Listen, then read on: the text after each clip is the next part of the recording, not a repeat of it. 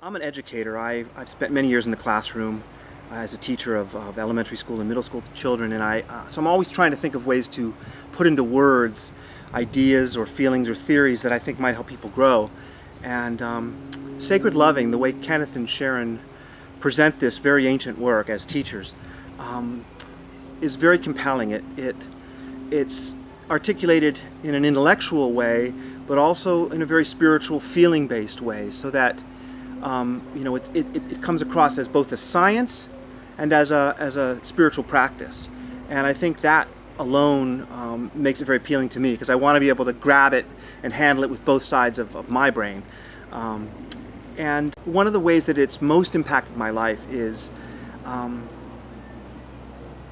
one of the great challenges I find, both as a teacher and as a man in the modern world that we live in, is that there's such a tendency for patriarchal energies or masculine energies to rule the day, where we'll go to war over things that may be blown up to seem significant, but in historical terms can appear very trivial.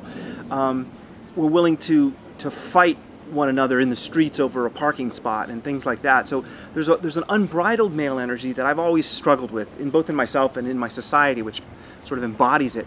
And one of the discoveries I made in this practice of sacred loving was I saw my wife, who's a very sweet and shy woman, I saw her become very empowered.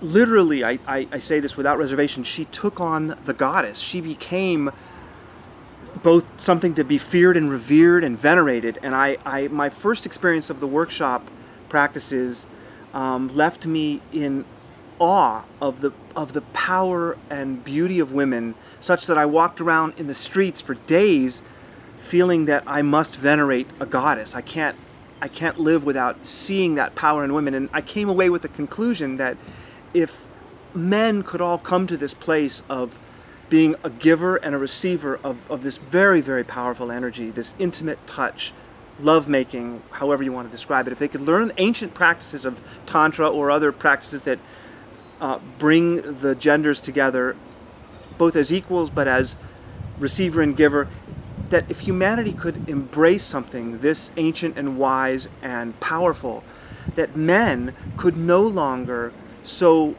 willingly take another life or resolve conflicts through violence. There would be such a respect for life that they would first venerate their partner, their beloved, the goddess in their marriage or in their primary relationship, and then that would translate into a very different way of living in the world.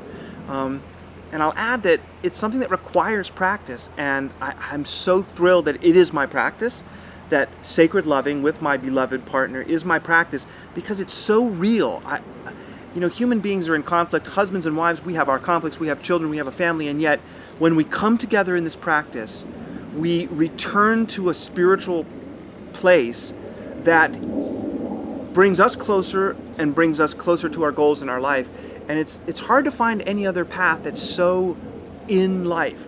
There's a great book called Full Catastrophe Living by Jon Kabat-Zinn, and I remember he took it from a quote in Zorba the Greek, where Zorba, this unbridled, passionate Greek warrior, is taking this young Englishman around the countryside, and the Englishman asks him, do you have a family? Have you ever? And he goes, family, children, a job, the full catastrophe.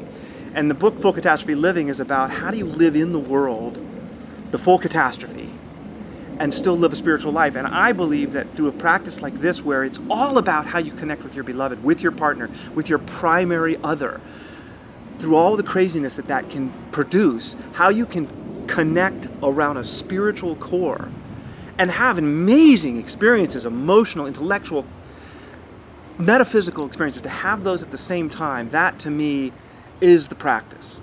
And there's an idea that you can be an ascetic and go live in a cave, or be a monk and live in a monastery and be one with God. And yes, you can, but when you can share the Godhead with your beloved, when they become the Godhead, then it's extremely powerful. And I'm really grateful to Kenneth and Sharon, because they are so authentic, and they are so experienced, and they're so improvisational, that whatever they bring to a group is going to be unique to that group, and it's going to respond to the energies of that group, and it's going to build the growth and the learning where it needs to happen.